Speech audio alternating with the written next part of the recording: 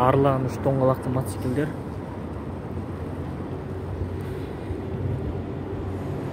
Екі жүз күп болады бұларда. Моторлары мындай. Дағы бір 20-25 литр сондай.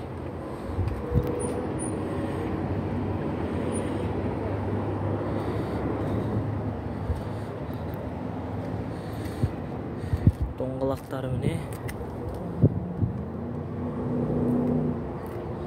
Мұның размері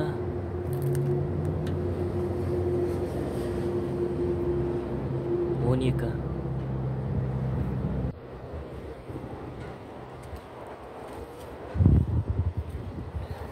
Мына жерде күшін көбейтетін. Сосын кейін мынау алды артқа жүруге арналған.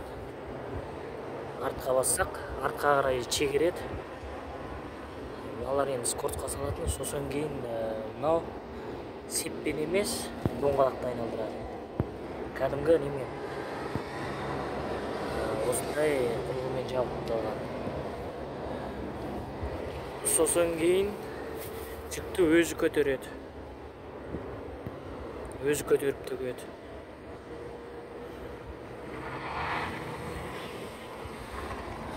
Мына жерде міне жаңағы мотор суытатын суы.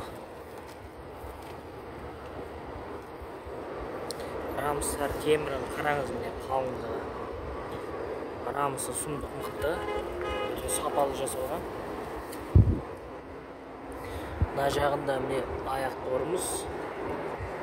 Бұда жақсы орналастырған биік міне жер қақпайды.